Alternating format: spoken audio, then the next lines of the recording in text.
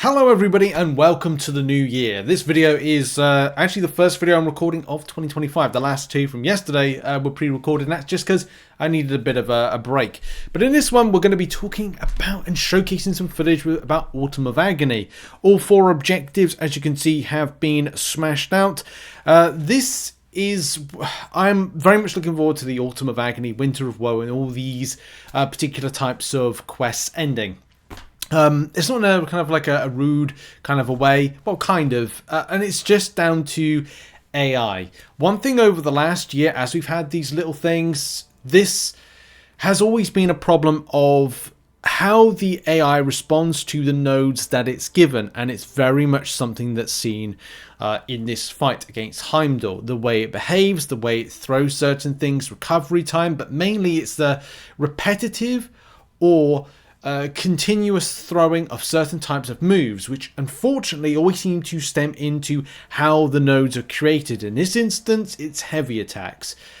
Some footage that I've seen from people has been like, oh, right, so the AI is playing ball, but then it's not. And the just general throwing of different types of attacks in repetition is just so questionable, and I really want Kabam to get to the root of this year. I think my patience will run thin by next month.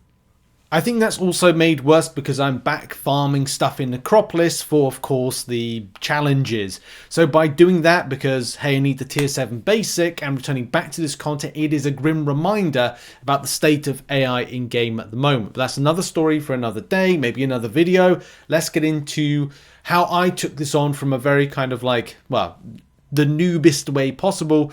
But if it's stupid and it works, then it's not stupid, as my screen goes black.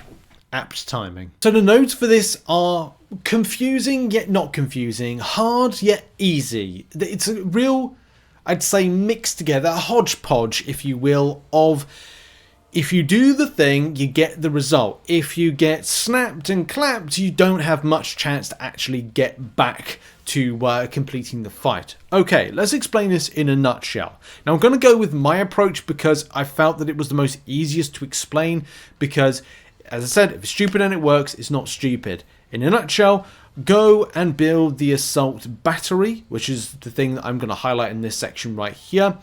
Then from that point, as soon as Heimdall is looking to heavy attack, and when he heavy attacks, he will root you. If you're rooted, you'll either have to avoid every single movement that goes at you, or you throw a special attack in order to throw the battery or explode the battery. The best method I found for this was doing an SP3 and building the champion up, Heimdall, over SP1. As soon as he does an SP1, you get a bar of power. Found the best way for me to actually deal with it. Yes, I had to do some dexing in order to make sure I wasn't hit. As soon as you get hit by the heavy attack, it's game over. So trying to avoid those slashes from that sword is so darn important. And then at that particular point, throwing a special attack, SP3, was the way that you'd better or more efficiently, without any kind of worry that the enemy might auto block and not take in and not be knocked down, because that's what you got to do. You got to knock down Heimdall,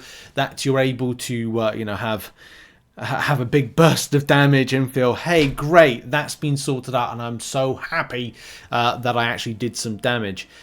And that it became quite frustrating, really, with that fight, but it's mainly because the AI. Now, for the very exclusive She-Hulk fight, because if you didn't have the build-up properly, you haven't got She-Hulk, then, of course, that's a problem. I've got the first She-Hulk, because I went into Necropolis, did the mutant one. I'll probably make a video about that, as well as a few other things in the future, but it was good to pick up that, because it's going to be so important to get, well, future stuff, and especially going back into Necropolis with the Deathless team. That's going to be like a key part to winning that. Then the other objectives. If we're looking at the Mystic side of things, Mystic's always very difficult. I'll be throwing footage of some of the fights or part of the fights because I just want to kind of make this video as streamlined as possible. It's a tough one as to like who you're gonna, should you rank up. That is again another difficult decision to do. Sasquatch can be really good for this, the same way that Mojo could be better with being persistent. Tigra I would have liked to have used, but I opted for Dragon Man. I found with Sorcerer Supreme that I was just like taking power away, and because I had to approach it the way I had to, you know, noob it. I decided to do an SP1, not an SP1. I decided to kind of push to an SP3, but I needed Heimdall to rotate around SP1s, and because he wasn't, and his power was being taken by Sorcerer Supreme, it was actually not particularly great. I tried not to with the rotation. I ended up just abandoning the run because it just did not work for me. I would have liked to have used Longshot, but I'm just not in a position to rank up any champions, and went in with a rank 1 Dragon Man, which was ultimately fine. I just got to be careful about rank ups. When I'm going into Necropolis with a load of different champions, all resources need to be safe for that. So if I wasn't going into Necropolis to do these Karina's challenges, I probably would have ranked up a lot of these champions, but I've got to be very careful about that, isn't it? Because resource management is so darn important, especially if you're non-spending, and especially because I didn't fully invest into the banquet event because those 15k units are up there. I need to use this January to do Necropolis several times, so I've got to use that on there because it's not fun being back in Necropolis, I can tell you. Anyway, the other objective was Metal and Cosmic. For that, I use Beta Ray Bill because the champion has the grit buff. It can be very helpful to go against this, but there are some other options of note. You can use Angela, and Gamora. Those are good ones. So are Vox, and so is Odin. Cosmic Ghost Rider, not sure. I haven't seen many people talk about using him. Not to say that he's not bad against this. I just haven't seen many people saying about it. Even Maestro, but I don't know. There are obviously other ones to use that are really good. But I found Beta Ray Bill is like one of the better options, which is good because I like the character. I just didn't get to rotate with him, say, the way that I wanted to, because it was all about me using my SP3 rotate method, pushing enemy champion to SP1. Slow and steady wins the race. It's not great, but you got to do what you can do.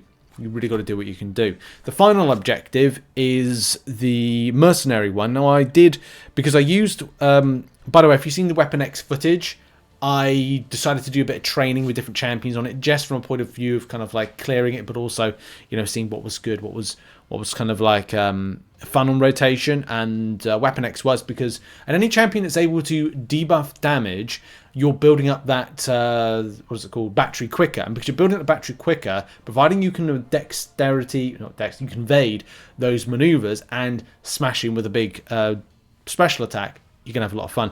I'm running at the moment double-edged liquid courage masteries, and that is just because, well, I wanted to do a bit more, you know, as much damage as possible. So from a mercenary standpoint and skill, Bullseye is a great option, but I decided to go with Blackwood of Deadly Origin. Again, like building up the battery seemed to be the best method for me to do this. Silver Sable's got an interesting rotation with this. I didn't consider her. Gwenpool, Hitmonkey, Massacre, and Crossbones are great options for this if you so choose it to be. And that's going to be it for the video. Who do you use effectively? And it's good to be back recording. And you might have noticed I've got a few other, like a couple of new lights. All the Christmas stuff is gone for this year. It's just gone because I just thought that's fresh start. And yeah, next video today is probably going to be about the banquet event. Now, as we're going into the last 24 hours, so exciting times. Fresh face. New year, start again. Got to get back to work with, well, I'm back at work in general, but only for a little while. Then back on it with creating content and coverage for the live stream tomorrow. Anyway, thanks for watching. Check out some other content located on screen. I'll see you all soon. Have a lovely day. Goodbye.